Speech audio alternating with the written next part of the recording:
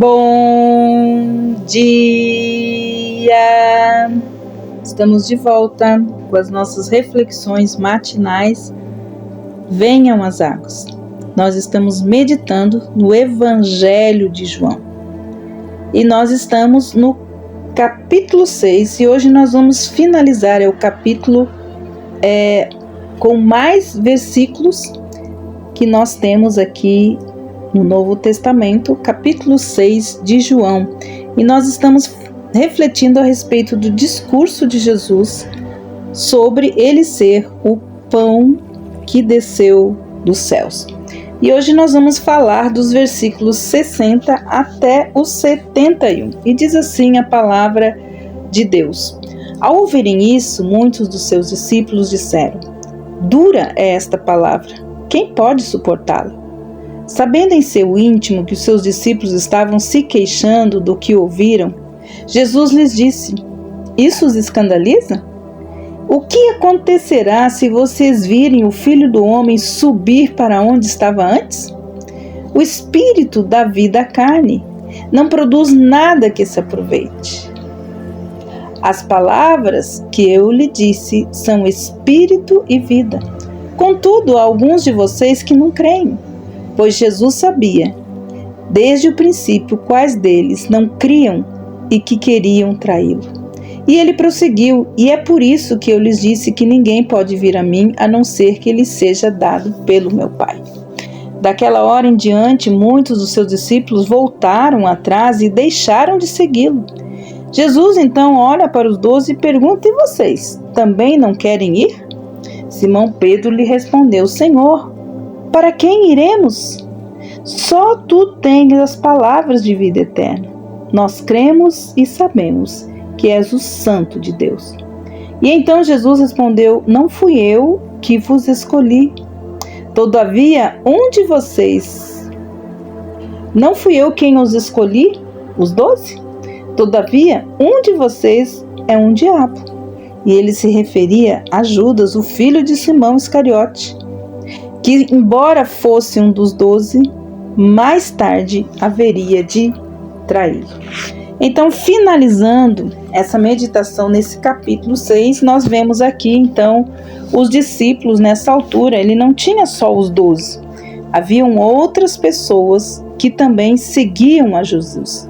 Então, qualquer um que seguisse e professasse aceitar os seus ensinamentos, passava a ser conhecido como seu discípulo.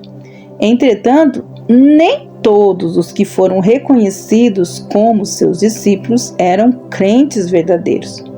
Agora, muitos dos que professaram ser seus discípulos disseram: Duro é esse discurso. O que queriam dizer é que seu ensinamento era ofensivo. Não era uma questão de ser difícil de entender. Era desagradável para eles aceitar o ensino.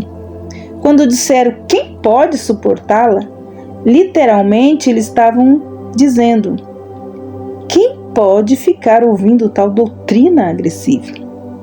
Mas, uma vez, temos aqui a evidência de que o Senhor tinha conhecimento completo, pois Jesus sabia exatamente o que os discípulos estavam pensando, o que estavam dizendo em seus corações. Ele sabia que estavam reclamando acerca de sua afirmação de ter vindo do céu e que não gostaram quando ele disse que os homens deveriam comer a sua carne e beber o seu sangue para ter a vida eterna. É por isso que ele os interrogou: Isso vos escandaliza? Eles se ofenderam porque ele lhe dissera que viera dos céus. Agora ele lhes pergunta o que pensariam se por acaso o vissem subir de novo para o céu. O que ele sabia que aconteceria após a sua ressurreição. Também se ofenderam porque disse que os homens deveriam comer a sua carne. O que pensariam então se vissem que o corpo em carne subiu para o lugar onde primeiro estava? Como os homens seriam capazes de comer literalmente sua carne e beber literalmente seu sangue após ele voltar para o Pai? Essas pessoas estavam pensando em termos literais na carne de Cristo.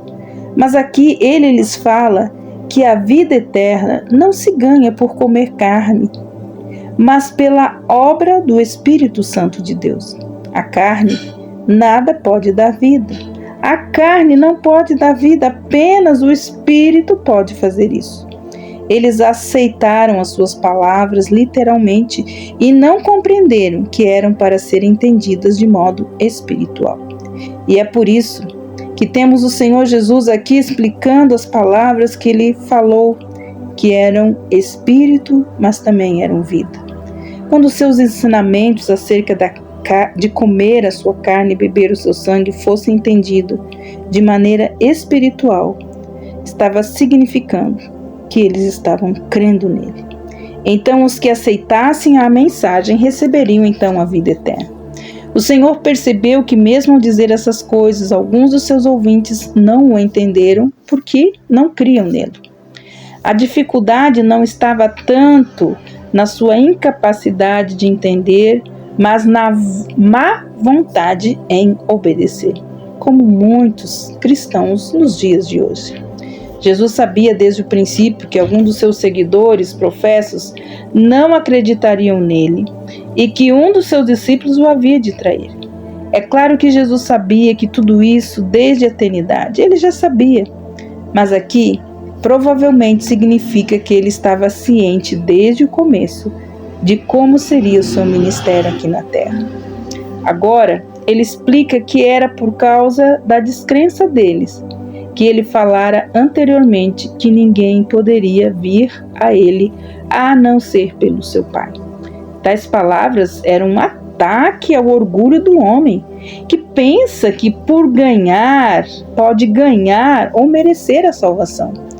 O Senhor Jesus então falou-lhes que mesmo o poder de vir a ele só pode ser recebido de Deus Pai. Aí nós vemos então a confusão nas reações das pessoas a respeito das palavras do Salvador.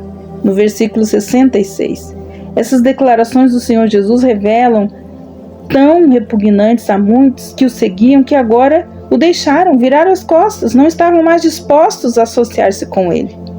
Esses discípulos nunca foram cristãos verdadeiros. Seguiam o Senhor por várias razões, não pelo amor genuíno para com ele, ou apreço por quem ele era. Nessa altura, Jesus virou-se aos 12 e os desafiou, perguntando se eles também não queriam o abandonar. E a resposta de Pedro é digna de bastante atenção. Como efeito, ele disse: Senhor, como podemos te deixar? Tu ensinas as doutrinas que conduzem-nos à vida eterna.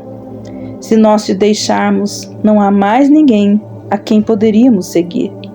Deixar-te seria selar nossa condenação eterna. Respondendo pelos 12, Pedro disse ainda que eles tinham crido e conhecido que o Senhor Jesus era realmente o Messias, o Filho do Deus vivente. Mais uma vez, prestes atenção na ordem das palavras crido e conhecido. Em primeiro lugar, tinham depositado sua fé no Senhor Jesus Cristo. E depois vieram a conhecer que ele verdadeiramente era tudo aquilo que ele declarava ser. Nos versículos 68 e 69, Pedro usara o pronome nós para representar então os 12 discípulos. Aqui no versículo 70, como nós vimos, o Senhor Jesus corrige. Ele deveria afirmar tão categoricamente que os 12 eram verdadeiramente crentes. É verdade que o Senhor tinha escolhido os 12 discípulos, mas um deles era um diabo. Havia um no grupo que não compartilhava as ideias de Pedro a respeito do Senhor Jesus Cristo. O Senhor Jesus sabia que Judas Iscariote ia traí-lo. Ele sabia que Judas nunca o tinha aceitado como Senhor, nem como Salvador de verdade. Novamente temos aqui a onisciência do Senhor. Também temos uma evidência de que o fato de que Pedro não era infalível quando falava pelos seus discípulos. No discurso sobre o pão da vida, nosso Senhor então começou com ensinamentos relativos fáceis e simples. Mas com o passar do tempo ficou claro que os judeus estavam rejeitando suas palavras. Quanto mais eles fechavam o coração e a mente a essa verdade, mais difícil os seus ensinamentos se tornavam. Por fim, ele falou sobre comer a carne e beber o sangue. E isso para eles já era demais. E eles disseram: duro é esse discurso, quem o pode ouvir? E pararam de segui-lo. E assim muitos fazem, rejeitando a verdade. Acabam caindo em uma cegueira espiritual, porque não querem ver. Chegam ao ponto em que não podem nem ouvir, nem ver, e nem crer com o coração. Que não seja assim comigo e com você. Que possamos entender que Jesus é o pão da nossa satisfação. É o pão de Deus que desceu dos céus para suprir todas as nossas necessidades. Que o Senhor te abençoe, que o Senhor te guarde. E até amanhã com as nossas reflexões matinais. Venham as águas. Até lá!